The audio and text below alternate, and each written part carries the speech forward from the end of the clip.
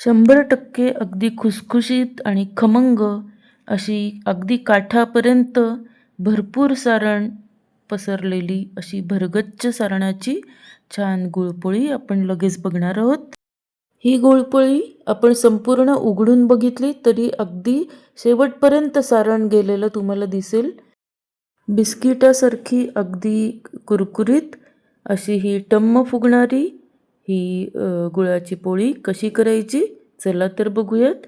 1 वाटी पांढरे तीळ इथे घेतले, ते व्यवस्थित भाजून घेतले, अगदी तांबूस रंगावरती भाजले आणि दाणे सुद्धा 1 वाटी आपण भाजून घेतले. 1 वाटी खोबरं तांबूस रंगावरती भाजून घेतले. त्यानंतर 1 वाटी डाळीचं पीठ, त्यामध्ये 2 चमचे साजूक तूप असं घालून हे व्यवस्थित भाजून घेतले. बेसन भाजताना छान वास खमंग आला की त्यावरून ओळखायचं आपलं बेसन छान भाजलं गेलं. आणि हे सगळं आता आपण एकत्र करून ते मिक्सरमधनं काढतोय. त्यानंतर त्यामध्ये आपण 1 वाटी गूळ तो देखील आपण बारीक करून त्यामध्ये घातला. असं सगळं मिक्स करून व्यवस्थित मिक्सरमध्ये आपण बारीक केलं. आता हे मिश्रणामध्ये आपण जायफळ खिसून घातलं. दुसऱ्या बाजूला 2 वाट्या गव्हाचं पीठ हे घेतलं. यामध्ये कोणत्याही प्रकारचं मोहन किंवा कोणताही मैदा वगैरे वापरला नाही. व्यवस्थित घट्ट ते भिजवून घेतल्यानंतर त्याचे लहान लहान गोळे केले आणि दुसऱ्या बाजूला आपलं हे सारण हे तयार ठेवलं. आता आपल्याला इथे आपण नॉनस्टिक तवा घेतला ज्यामुळे गुळाची पोळी चिकटत नाही. आता एक गोळा घेतला, हा लहानसा घ्यायचा आहे, खूप मोठा आपल्याला नेहमीच्या पोळी एवढा घ्यायचा नाही, थोडासा लहान घ्यायचा कारण आपण त्याच्यात सारण भरतोय.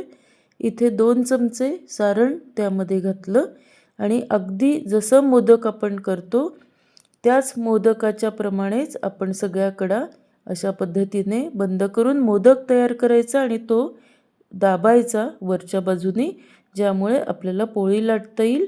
अशा पद्धतीने अलगद सगळं पिठातून अगदी गव्हाचंच पीठ लावून घेतलं. यानंतर अशा पद्धतीने बोटानीच आपण अलगद संपूर्ण गोल सुरुवातीला थोडंसं आपण दाबून घ्यायचं आहे. हे अशासाठी की त्याचं सारण जे आहे ते व्यवस्थित टोकापर्यंत कडेपर्यंत हे पोळीच्यामध्ये येईल. आणि यानंतर व्यवस्थित नॉर्मल पोळी लाटलेली आहे. थोडंसं त्यातनं बाहेर जरी सारण आलं तरीही काही फरक पडत नाही कारण ती आपण नॉनस्टिक आपण तव्यावरतीच आपण भाजतो आहोत. आपण पूर्ण गव्हाच्या पिठाच्याच या पोळ्या करतोय. कोणत्याही प्रकारचे यामध्ये बेसन किंवा मैदा आपण घातलेला नाही.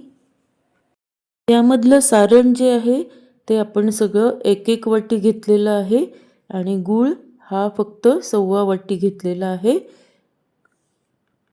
आणि हो, सबस्क्राईब केलं नसेल तर लगेचच सबस्क्राईब करा, म्हणजे यासारखे छान छान व्हिडिओज तुमच्यापर्यंत नक्की पोचतील. यामधल्या महत्त्वाच्या टिप्स अशा आहेत. गुळाची पोळी ही भाजताना नेहमी तवा सुरुवातीला तापून घ्यायचा आहे आणि नंतर मंद गॅसवर गुळाची पोळी भाजून घ्यायची आहे. मंद गॅसमुळे ती करपत नाही.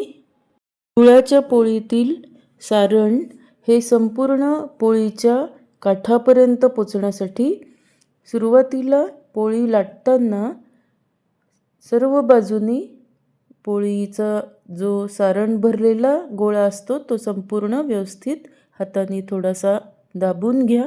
व्हिडिओला लाईक, शेअर, सबस्क्राईब नक्की करा. धन्यवाद.